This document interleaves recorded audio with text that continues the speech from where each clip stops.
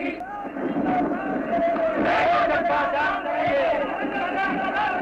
दोस्तों 22 मार्च 2020 को रेलवेज ने एक बहुत बड़ा डिसीजन लिया था इंडिया की सारी ट्रेन्स को शट डाउन करके 31 मार्च 2020 तक, और इसमें लगभग 12,000 ट्रेन्स कैंसिल की गई और जो ट्रेन्स रास्ते में चल रही थी उन्हें डेस्टिनेशन पर पहुंचने के बाद टर्मिनेट कर दिया गया। सिर्फ और सिर्फ गुड्स ट्रेन यानी कि माल गाड़ियां चल रही हैं एसेंशियल सप्लाईज के लिए। दोस्तों इसी न्यूज के अगले दिन मिनिस्ट्री ऑफ रेलवेज ने एक ट्वीट भी किया जिसमें लिखा था कि भारतीय रेल कभी युद्ध काल में भी नहीं रुकी, कृपया परिस्थितियों की गंभीरता को समझिए, घर में ही रहिए। अब ये ट्वीट सुनकर मेरे दिमाग में एक सवाल आया, और वो सवाल ये था कि क्या इंडियन रेलवेज ने कभी पास्ट में इस मैग्नीट्यूड का शटडाउन नहीं किया है? क्या इतनी सारी ट्रेन्स कभी पहले बंद हुई हैं या नहीं हुई हैं? आपके दिमाग में भी ऐसे सवाल आ ही रहे होंगे। तो दोस्तों आज के वीडियो में हम बात करेंगे पास्ट में हुए एक ऐसे इंसिडेंट की जब सच में इंडियन रेलवेज पूरी तरह रुक गया था। वीडियो के एंड में कोबरा क्विज को भी कंटिन्यू करेंगे। दोस्तों आपसे एक सवाल पूछा जाएगा जिसका जवाब कमेंट्स में मुझे जरूर दीजिए। सही जवाब देने वाले एक लकी विनर को मिलेगा 51 रुपए का यूपीआई कैश। तो चलिए आगे बढ़ते हैं। मैं हूं गौरव और आप देख रहे हैं द क्यूरियस कोबरा। अगर आपने अभी तक चैनल को सब्सक्राइब नहीं किया है तो सब्सक्राइब कीजिए और साथ में बेल आइकन भी दबाइए रेलवेज रिलेटेड ऐसी ही अमेजिंग वीडियोस तुरंत देखने के लिए।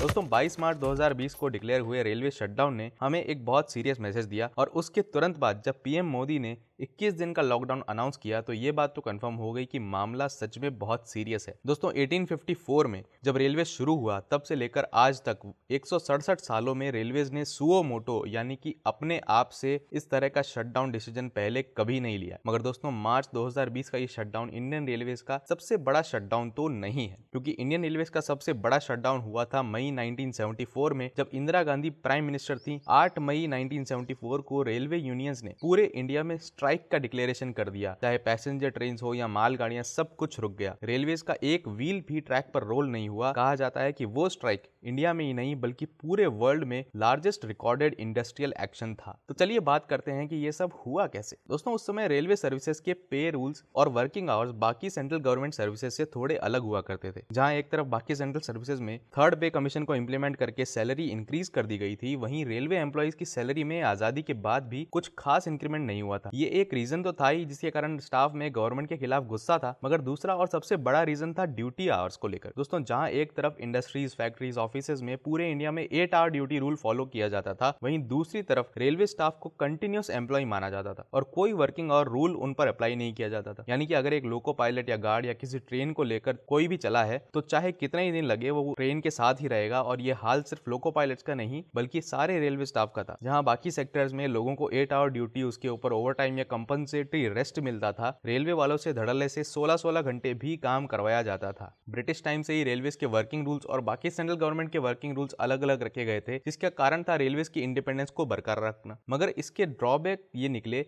कि सेंट्रल गवर्नमेंट के रूल्स रेलवे स्टाफ पर इंप्लीमेंट होना बंद हो गए और सेंट्रल गवर्नमेंट के रूल्स में बहुत इंप्रूवमेंट्स आते गए, मगर रेलवे के रूल्स में इंप्रूवमेंट्स नहीं आए और यही एग्रेशन पाइल अप होता गया। और फाइनली 8 मई 1974 को All India Railway Men's Federation यानी AIRF के लीडर जॉर्ज फर्नांडिस के डायरेक्शन पर पूरे इंडिया के रेल कर्मियों ने स्ट्राइक कर दी। दोस्तों स्ट्राइक के बाद एक भी ट्रेन मूव नहीं हुई, चाहे वो गुड्स ट्रेन हो या पैसेंजर। स्ट्राइक के कारण हालत इतनी खराब हो गई थी कि लोगों तक एसेंशियल कमोडिटीज नहीं पहुंच पा रही थी, फैक्ट्रीज के लिए रॉ मटेरियल, पावर प्लांट के लिए कोयला नहीं पहुंच पा रहा था और सब कुछ जैसे रुक गया था। इसलिए दोस्तों 1974 का शटडाउन अभी तक का सबसे डिजास्टरस शटडाउन था, क्योंकि मार्च 2020 के शटडाउन में तो मालगाड़ियां तो चल रही हैं और देश को चलाने में जितना रोल पैसेंजर ट्रेन प्ले कर रही हैं उससे कहीं बड़ा रोल है फ्रेट ट्रेन का, और ये फ्रेट ट्रेन हो गई थी एकदम बंद 1974 में। हालांकि स्ट्राइक में कोई भी डिमांड रेलवे के वर्कर्स की पीएम इंदिरा गांधी ने एक्सेप्ट नहीं की थी। रिवॉल्ट करने वाले जॉर्ज फर्नांडिस समेत 30,000 यूनियन के लीडर्स को पकड़कर जेल में डाला गया था और जो काम पर जाने को रेडी थे उन्हें यह लालच दिया गया कि अगर वो काम पर वापस आते हैं तो उनके बेटे या बेटी को रेलवे की नौकरी दी जाएगी। और इंडियंस की यूनिटी तो आप जानते ही हैं। हजारों रेलवे वर्कर्स को जेल हो जाने के बाद और मुफ्त की नौकरी के अनाउंसमेंट के बाद तुरंत ही स्ट्राइक कॉल ऑफ हो गई और 27 मई 1974 से ट्रेन फिर से चलने लगी। मगर इन 19-20 दिनों में हुए बैकलॉग को क्लियर करने में रेलवेज को कई महीने लग गए। दोस्तों स्ट्राइक का इमीडिएटली तो कोई बेनिफिट रेलवे वर्कर्स को नहीं हुआ, मगर इंदिरा गांधी की सरकार को नुकसान होने लगा और इस स्ट्राइक के बाद के इवेंट्स जो हुए उनका रिजल्ट यह निकला कि 1975 में इंदिरा गांधी को इमरजेंसी डिक्लेयर करके अपनी सरकार बचानी पड़ी। दोस्तों कुछ सालों बाद रेलवे यूनियंस की डिमांड को कंसिडर भी किया गया और सभी कैटेगरी के वर्कर्स के लिए वर्किंग आवर्स फिक्स किए गए। साथ ही रेलवे को सेंट्रल गवर्नमेंट के इक्वल पेपर लाया गया। मजे की बात तो यह है कि स्ट्राइक के टाइम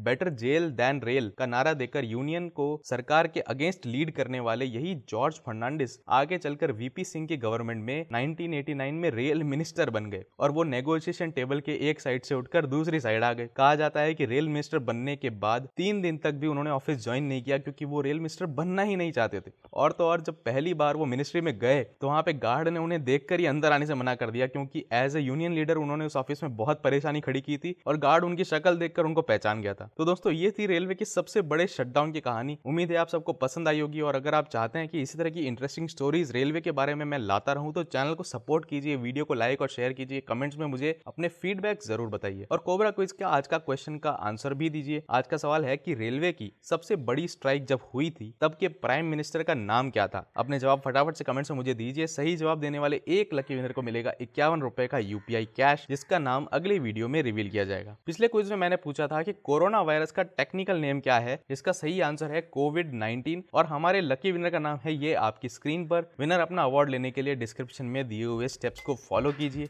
मिलते हैं दोस्तों अगले वीडियो में। जाते जाते द क्यूरियस कोबरा को सब्सक्राइब करके जरूर जाइए।